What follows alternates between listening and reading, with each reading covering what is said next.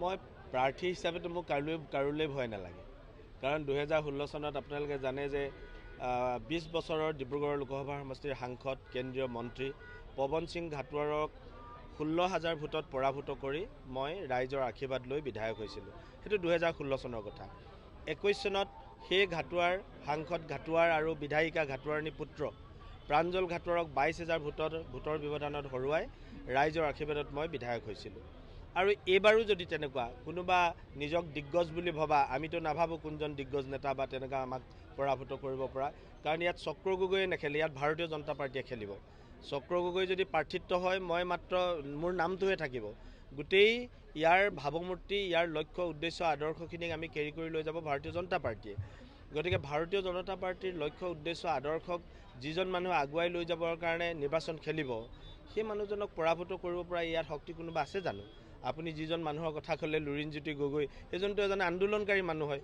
আন্দোলন কৰা মানুহক এতিয়া ৰাজপথৰ আন্দোলনকাৰী মানুহক কোনেও এতিয়া বিশ্বাস নকৰে। এতিয়া কৰ্মৰ পথাৰত আন্দোলন কৰা মানুহ, কৰ্মযজ্ঞ কৰা মানুহক ভাল পায়।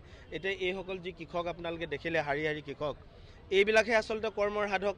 এইসকলেহে কৰ্মৰ আন্দোলন কৰিছে। ৰাজপথৰ আন্দোলনে নিজৰ পেট ভৰাব পাৰে কিন্তু সমাজৰ একো উন্নয়ন নহয়। আমি সেইকাৰণে কা আন্দোলনটো যে এটা ভুৱা আন্দোলন আছিল সেইটো অখিল গগৈ আৰু লুৰিণ গগৈ নিজেই প্ৰমাণ কৰি দেখুৱালে। গতিকে আন্দোলন কৰা মানুহক এতিয়া মানুহে বিশ্বাস নকৰে, কৰ্মৰ পথাৰত কৰ্মযজ্ঞ কৰা মানুহকে বিশ্বাস কৰে। আৰু ভাৰতীয় জনতা পাৰ্টীয়ে বিগত 10টা বছৰ, মই জনপ্ৰতিনিধি হিচাপে মোৰ সমষ্টিৰ কথা কওঁ, মই বেলেগৰ কথা কৈতো লাভ নাই। গতিকে মোৰ সমষ্টিত যিমান পাৰোঁ সিমান উন্নয়ন কৰিছোঁ। যিটো সমষ্টিত ঘূৰিবৰ কাৰণে 1 সপ্তাহ সময় লাগিছিল, আজি আপুনি 5 ঘণ্টাত ঘূৰিব পাৰে। ইমান বাট পথৰ সুগম ব্যৱস্থা, সাধাৰণ দুখীয়া দৰিদ্ৰ জনগণৰ বাবে কল্যাণমূলক আঁচনি, বাগিচাই বাগিচাই বাট পথ, জগন্নাথ কমিউনিটি চেণ্টাৰৰ দৰে অনুষ্ঠান আমি পাতিছোঁ, মডেল হাইস্কুলৰ দৰে স্কুল অনুষ্ঠান আমি বাগানে বাগানে পাতিছোঁ। তাৰ বিজুলী কানেকশ্যনৰ পৰা আৰম্ভ কৰি কৃষকৰলৈকে বিভিন্ন ধৰণৰ আঁচনিৰে সমৃদ্ধ কৰিছোঁ। তাৰ পাছত ৰাজপথত চিঞৰা মানুহক কোনে লগ দিব? মানুহ সদায় ভাৰতীয় জনতা পাৰ্টীৰ লগত আছে।